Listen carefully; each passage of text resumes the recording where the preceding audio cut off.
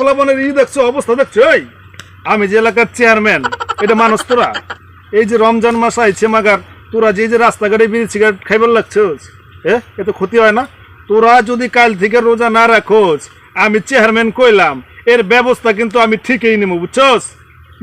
Chairman সাহেব, আসলে আমাদের ভুলে গেছে চেয়ারম্যান সাহেব। আমরা আসলে দ্বিতীয়বার আর এই ধরনের কাজ করবো না চেয়ারম্যান সাহেব।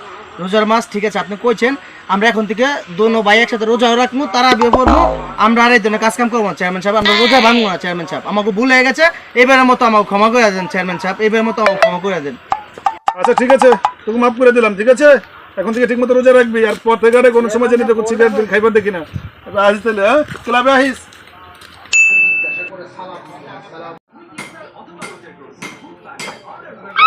চেয়ারম্যান সাহেব, আপনি আমাকে কইয়া আপনি আজকে চা খাইতেছেন, আপনি রোজা রাখেন না, এবার আমাকে উপদেশ দেন, কামটা কি ভালো করলেন? Oh no! কই কি